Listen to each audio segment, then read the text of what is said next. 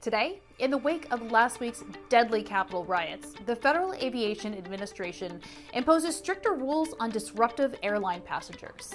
Plus, whether it's pet food or secondhand clothes, everything is coming up green on IPO day. And finally, one investment firm's growth illustrates just how mainstream Bitcoin has become. I'm MacKenzie Sigalos, and this is CNBC After Hours.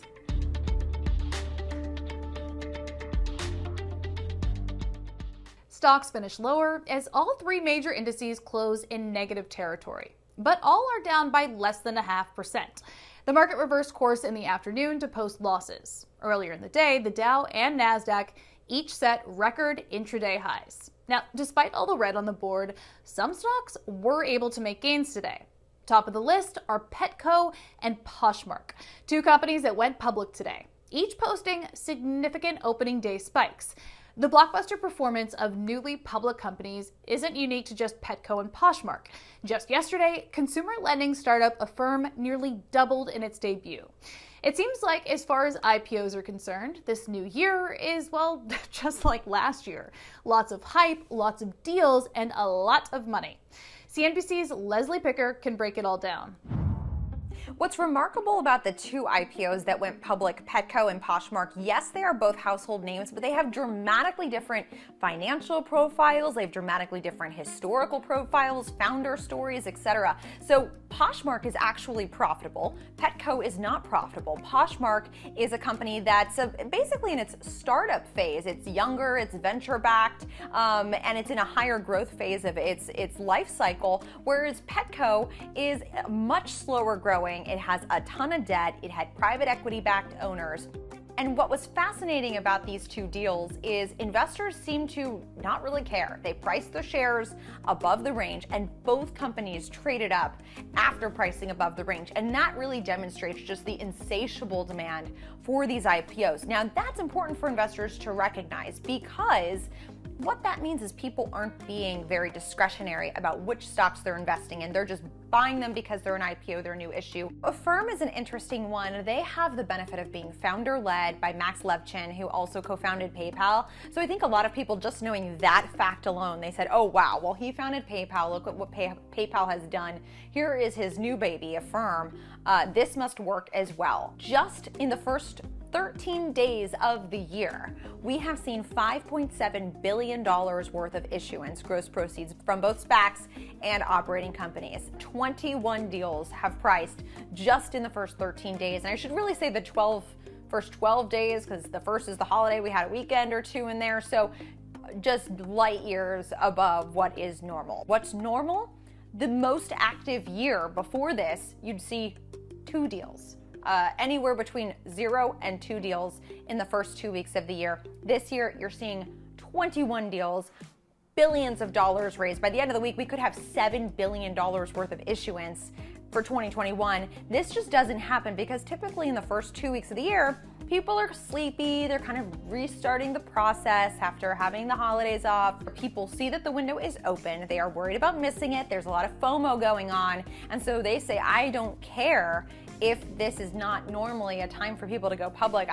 If I can get my deal out there, I'm going to get it out there because I want to strike while the iron is hot. I do not want to miss this.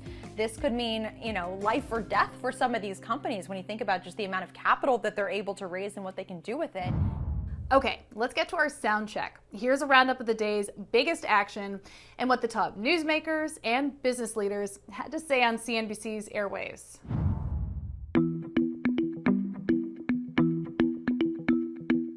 I think we are going to continue to see the market to be strong into 2021. Probably not as strong as what we saw in the fourth quarter or the third quarter last year, but we can see light at the end of the tunnel.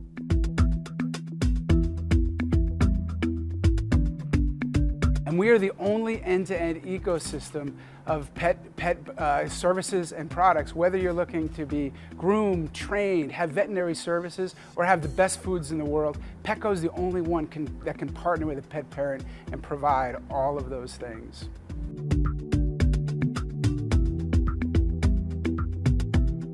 I do think Facebook and Twitter share blame, and any speech that promotes actively violence, that's inciting violence, that shouldn't be on. Otherwise, I'm all for free speech.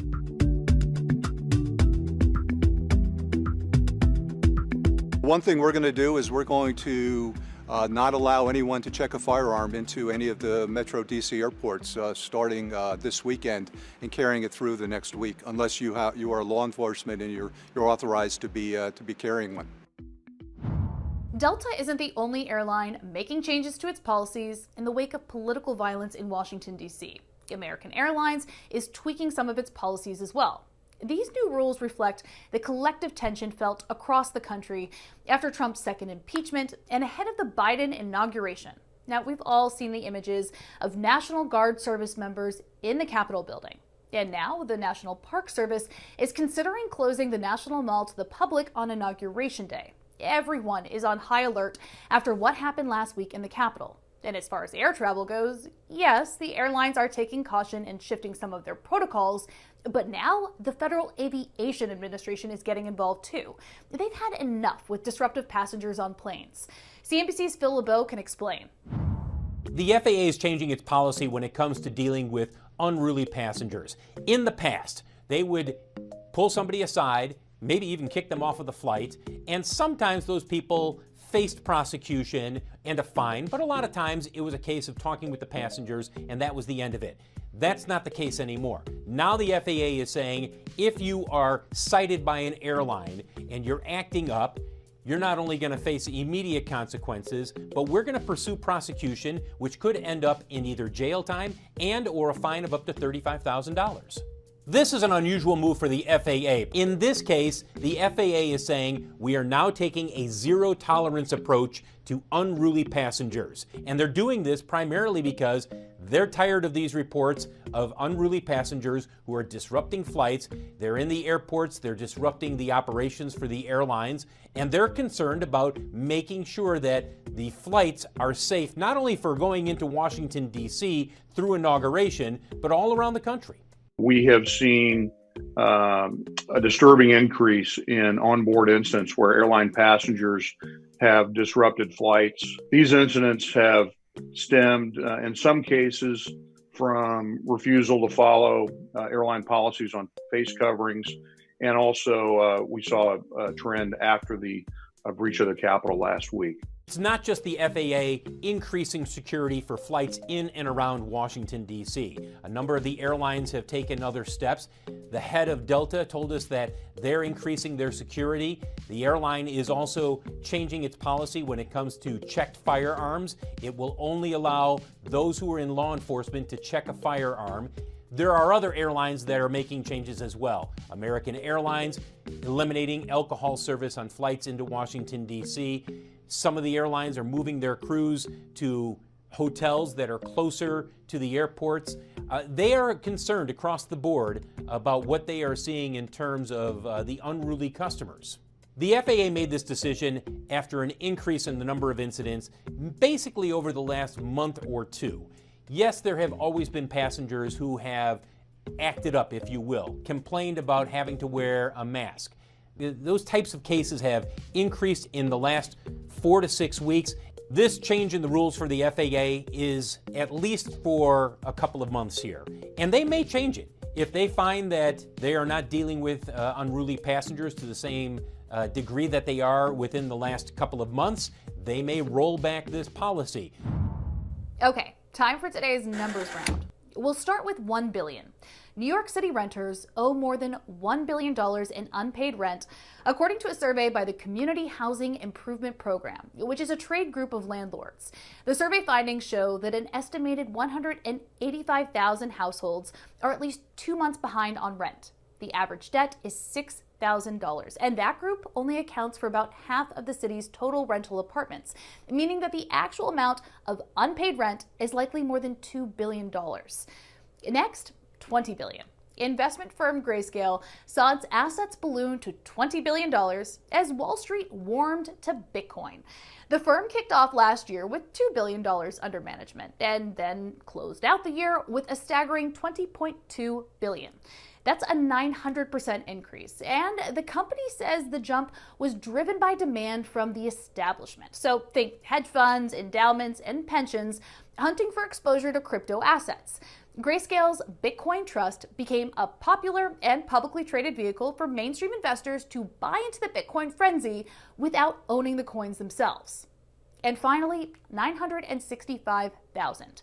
The number of people filing for first-time unemployment benefits rose to 965,000. That is a lot more than the 800,000 that economists were expecting. It's also the highest weekly total since August.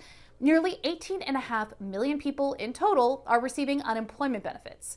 The data illustrates that despite the rollout of the COVID-19 vaccine, the economic injuries from this pandemic are still open wounds, so to speak. Now, the market didn't react much to these worse than expected jobless numbers. Why not? Well, President-elect Joe Biden will lay out his plan for an additional COVID stimulus package tonight, reportedly worth as much as $2 trillion. Get all those latest developments this evening by going to CNBC.com and downloading the CNBC app. And that's it for After Hours. We'll be back here in our home office every Tuesday and Thursday, so be sure to catch us then.